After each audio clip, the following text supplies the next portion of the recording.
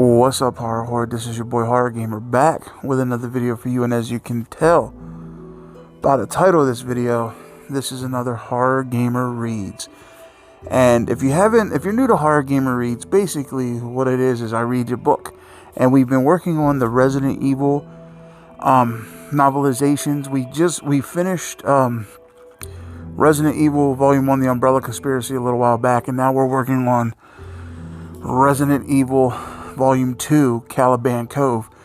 And basically, the last chapter we got in, we met the team that was going into the Caliban Cove facility, and we got to get a little bit of insight on who David and Rebecca are going to be teaming with, some of what they do and everything. And Rebecca, I feel like Rebecca is starting to have building a friendship with the one girl on the team, and I think that's going to play a big part later on down the road. In the chapter previous to that, we met the villain, and he wants to share his gift with the world. So now they're getting ready to actually penetrate the Caliban Cove facility. So without further ado, let's just dive right into it and see how this chapter goes. Is there some fuckery awaiting us? We'll have to find out and see. So, with all that being said, Horror Horde, let me get this situated, and we're going to dive right into Chapter 7 of the Umbrella of Resident Evil Volume 2, Caliban Cove. Let's do this. Steve and David climbed in, edging to the front of the six-man raft as Karen and Rebecca followed. John hopped in last, and at David's signal, started the motor with the push of a button. It was as silent as David had promised, only a faint hum that was almost lost in the sound of gently moving water. "Let's move," David said quickly. Rebecca took a deep breath and let it out slowly as they started north, heading for the cove. Nobody spoke as the shore slid away by their left, shadowy, jagged shapes in the pallid light of the rising moon. An immense and whispering void to their right. Port and starboard, her mind noted randomly, bow and stern. She searched the blackness for a sign that marked the beginning of the private territory, but couldn't make out much. It was a lot darker than she'd expected, and colder. The chill she felt was compounded by the knowledge that beneath them lay an infinite and alien world, teeming with cold-blooded life. Rebecca saw a flash of soft light as David raised a pair of NV binoculars to watch the movement on the shore. The infrared illuminator's glow spilled across his face for an instant before he adjusted their position, making his features strange and craggy. Now that they were actually doing it, actually on their way, she felt better than she had all day. Not relaxed, but by any means. The dread was still there, the fear of the unknown and for what they might encounter, but the feelings of helplessness, the mind-numbing anxiety she lived with since the incident in Raccoon had eased, giving way to hope. We're doing something, taking the offense instead of waiting for them to get us. "I see the fence," David said softly, his face a pale smudge in the bobbing dark. "We'll pass the dock next, maybe see the buildings, as the land slopes up to the lighthouse, to the caves." The water sloped at the raft, the sound of muted waves growing as the small craft rocked and shuddered. Rebecca felt her heart speed up.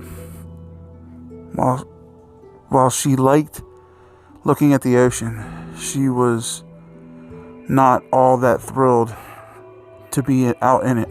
As a kid, She'd seen Jaws one time too many. She kept her focus on the shore, trying to judge how close they were, and felt as much as saw the land open up as the tiny raft slipped through the lapping waves. Maybe 20 meters away, the towering shadows of trees gave way to a clearing. She could hear water dashing lightly against the rocky shore. Since flat, open space on both sides of them now, they had reached the compound. "There's the dock," David said. "John, veer starboard, 2 o'clock. Rebecca could just make out the faint, man-made shape of the pier ahead of them, a dark line shifting on the water. There was the hollow, lonely squeak. There was, There was the hollow, lonely squeak of metal rubbing wood. The small dock raised and straining at its pillings. There were no boats that she could see. As the pier slipped past, Rebecca squinted into the darkness beyond. She could just make out the blocky outline of a structure behind the floating wood, what had to be the boathouse or marina for the facility. She couldn't see any of the other buildings from Trent's map. There were 6 more besides the lighthouse, 5 of them spaced evenly along the cove, set into 2 lines that paralleled the shore, 3 in front, 2 behind. The 6th structure was directly back of the lighthouse, and they were all hoping that it was the lab. They'd be able to get what they needed without going through the whole compound. Boathouse is wood, and the others look like concrete. Wait. David's whisper became urgent. Somebody, 2-3 people. They just went behind one of the buildings. Rebecca felt a strange relief flood through her. Relief of disappointment and a sudden confusion. If there were people, maybe the T-virus hadn't been unleashed. But that meant that the building would be occupied, the grounds patrolled, making a covert operation impossible. Then why is it so dark? And why does it feel so dead here, so empty? "Do we abort?"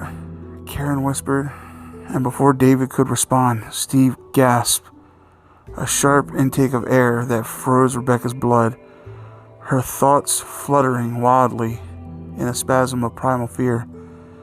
3 o'clock. Big. Oh, Jesus, it's huge. Bam!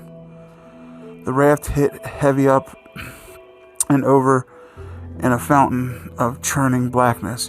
Rebecca saw a flash of sky, smelled cold and rotting slime, and was plunged, splashing into the turbulent dark waters of the sea. What the fuck just happened? Some fuckery just happened is what happened. Holy shit. Water enveloped him, the icy, stinging salt burning David's eyes and nose as he flailed desperately, lost and breathless. Where is it? He'd seen it, an immense and pebbled plain of flesh surging up from the black at the second of impact. The surface pulled at him, and he kicked against the dragging depths, terrified. His head broke through to air and ominous quiet. The team, where's...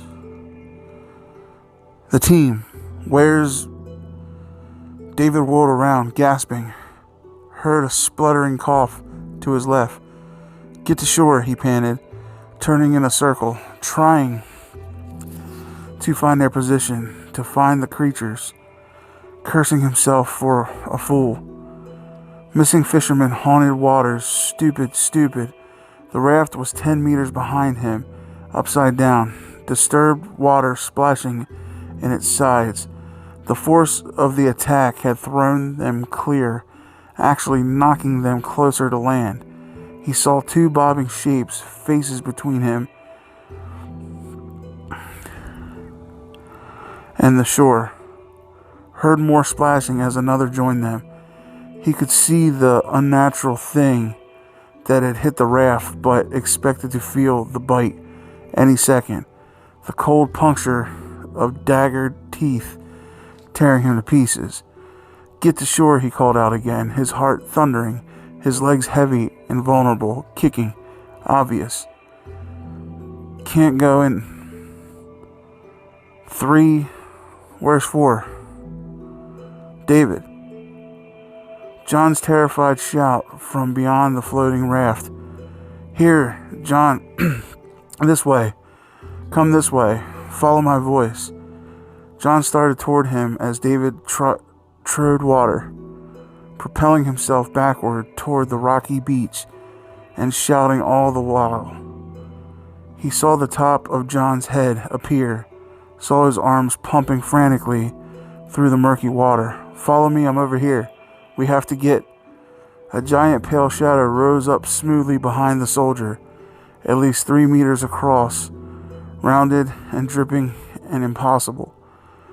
Time jerked to a crawl, the events unfolding in front of him in slow motion. "Let me find the fuck out. There's something in that water, yo, shit. Nope, don't do that."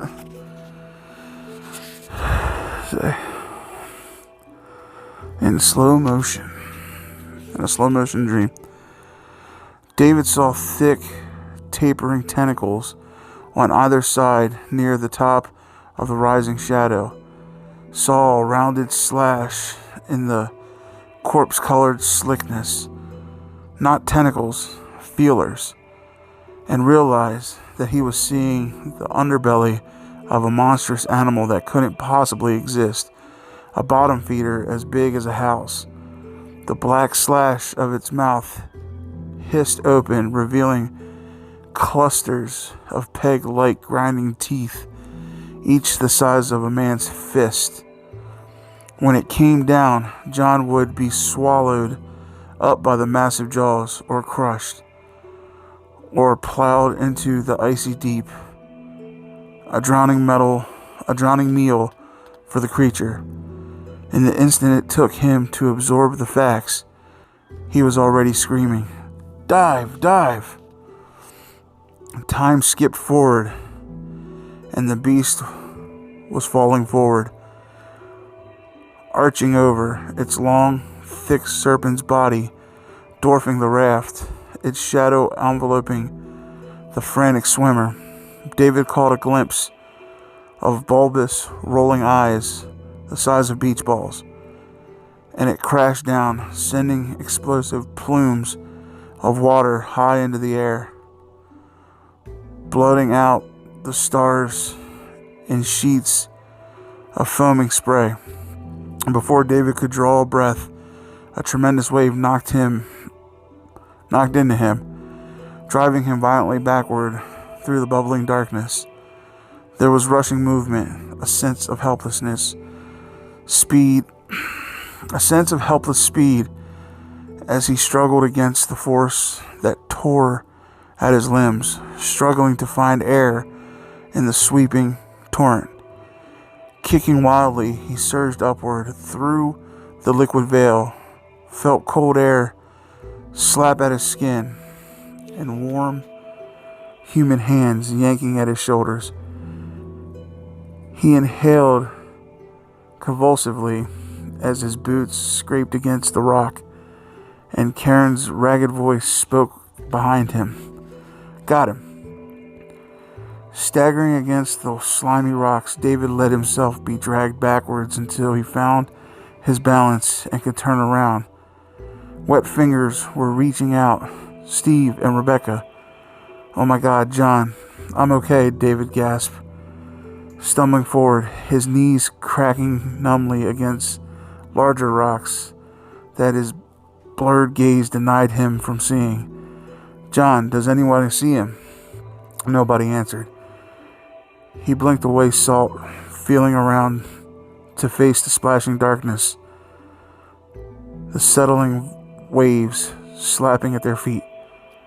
"John," he called out as loud as he dared, searching, seeing nothing at all. His heart was as cold as his body, as heavy as the sodden weight of his Kevlar vest. No life jackets would have seen him by now. He called out again, hope dwindling. "John!" A choking, strangled voice from the rocks to their left. "What?" David sagged in relief, taking a deep breath as John's dripping figure staggered out of the shadows. Steve lunged forward, grabbing the taller man's arm and helping him lean against the rock. "I dove," John rasped out. David turned and looked up, past the silver of pebble boulder strewn beach to the darkness of the compound. They were at the bottom of a short, angled drop, in plain sight. The shock of the monstrous fish, if it could be called that, was suddenly unimportant in the light of the realization they were out of the water now. "Have they heard us? Seen? Won't make the caves now. Can't stay here." "The marina," he breathed, turning south. Quickly, the team stumbled past him, Karen taking the lead, the others following close. No one seemed seriously injured, a miracle all its own. David jogged after John, assessing the situation as his aching legs carried him through the rocky dark. Get to cover, bar the door, regroup, get to the fence. The ground rose steeply in front of them, the pier looming into view ahead. As they clambered up over rocks, David heard a muffled clatter of metal, saw Rebecca hugging the black, dripping shape of the ammo pack to her chest. He felt a wisp of new hope for their chances. If they could just make it inside, somewhere safe. The building was ahead of their right, silent and dark, a closed door facing the wooden dock. There was no way to know if it was empty, and though barely 10 meters away, the distance was open and flat, weathered planking, not even a pebble to block them from view. No choice. "Stay low," he whispered, and then they were crouching their way to the structure. Karen reaching the door first, pushing it open. No light spilled out, no alarm sounded. Steve and Rebecca piled in behind her, and John, then David, stumbling into the dark, closing the wooden door after him with a wet, cold shoulder. "Stop where you are," he said softly, fumbling for the halogen torch on his belt. Besides the gulping breaths of his team, the room was still, but there was a horrid smell in the close air. A fading stench of something long dead. The thin beam of light cut through the black, revealing a large and mostly empty windowless room. Ropes and life preservers hung from wooden pegs. A workbench ran the length of the wall. A few sawhorses, cluttered shelves. My God. The light froze on the room's other door, directly across from the one they'd entered. The narrow beam played across the source of the smell, highlighting bare bone and a tattered, oily stained lab coat. Dried strings of muscle dripped in streamers from a grinning face. A corpse had been nailed to the door, one hand fixed in a welcoming wave. From the look of it, it had been dead for weeks. It's fucking weird. Steve felt his gorge rise into his throat. He swallowed it down, looking away but the grotesque image was already fixed in his mind. The eyeless face and peeling tissue, the carefully splayed fingers pinned into place. Jesus, is that some kind of joke? Steve felt dizzy, still out of breath from the nightmarish swim, the sloshing climb over the rocks, the horror of the umbrella sea monster. The dried, sour smell of rot wasn't helping. For a few seconds, nobody spoke. Then David cupped one hand over the light and started talking, his voice low but amazingly even. Check your belts and drop your clips. I want status. No. Injuries, then equipment. Take a deep breath, everyone. John? John's solemn voice rumbled through the shadows to Steve's left, accompanied by sounds of wet, fumbling movement. Karen and Rebecca were to his right, and David still by the door. I got fish slime on me, but I'm okay. I've got my weapon, but my light's gone. So are the radios. Rebecca? Her voice was wavering, but quick. I'm fine. My weapon's here, and the flashlight, the med kit. Oh, and I've got the ammo. Steve checked himself out as she spoke, unholstering his Beretta and ejecting the wet mag, slipping into a pocket. There was an empty spot on his belt where his light should have been. Steve? Yeah, no injuries. Weapon, but no light. Karen? Same. David's fingers shifted over the muted beam, allowing a shallow glow to spill into the room. No one's hurt and we're still armed. Things could be a lot worse. Rebecca, pass out the clips, please. The fence can't be more than 50 meters south from here, and there are enough trees for cover, provided no one has seen us yet. This operation is called We're Getting Out of Here. Steve accepted 3 loaded magazines from Rebecca, nodding his thanks. He slapped one into the semi, chambering around automatically. Great. Fine. Let's blow. That insane creature nearly eating us. Now Mr. Death dropping a casual wave like he was put here to say hello. Steve wasn't easily frightened, but he knew a bad situation when he saw it. He admired the stars deeply and wanted to go in on the operation to help make things right. But with their boat gone and the intel plan shot to shit, nailing Umbrella could wait. David stepped closer to the decomposed figure and took a look of disgust curling his features in the shadowy orange glow of the light. Karen, Rebecca, come take a look at this. John, take Rebecca's torch.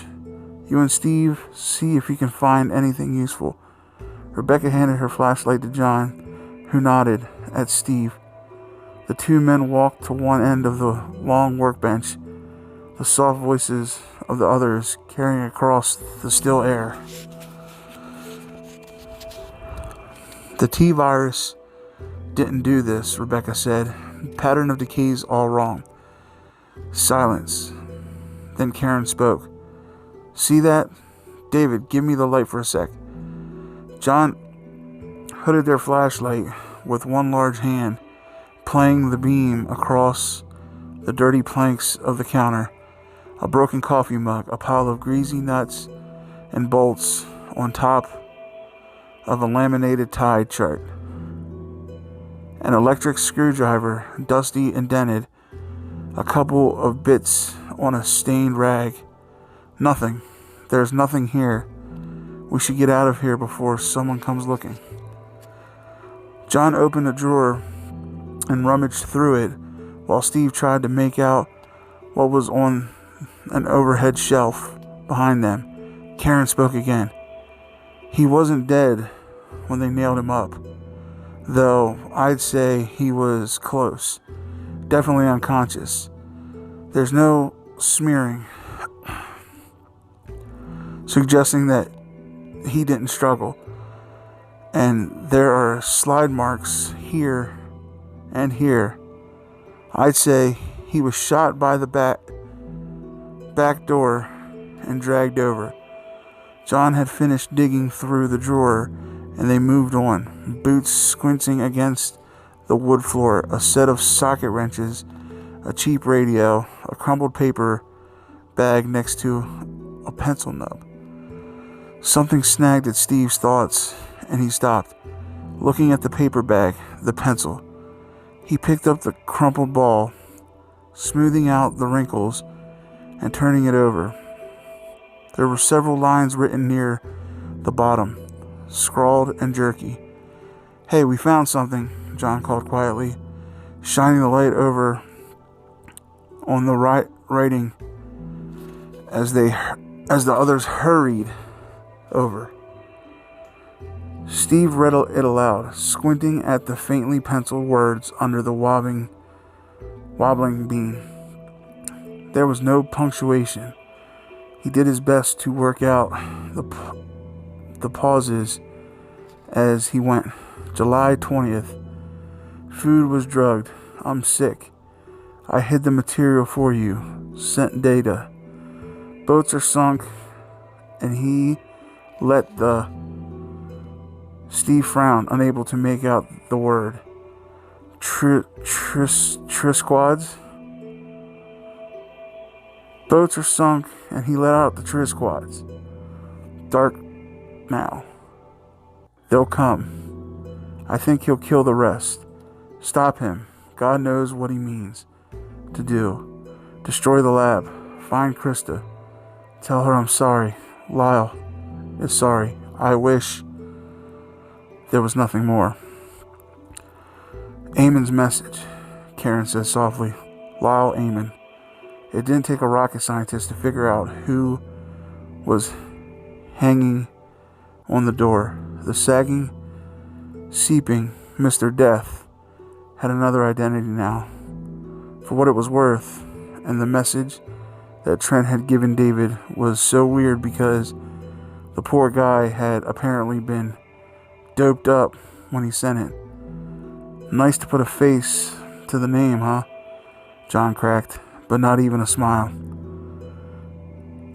The desperate little note had an ominous ring to it, with or without the brutal murder to back it up. Whew, it's crazy. What is a Trisquad? Who is he? Maybe we should look around a little more, Rebecca began hesitantly, but David was shaking his head. I think it's best if we leave this for now. Well, He broke off as heavy, plodding footsteps sounded across the wood deck just outside the door. They'd come through. Everyone froze, listening, more than one set, and whoever they were making no effort to hide their approach.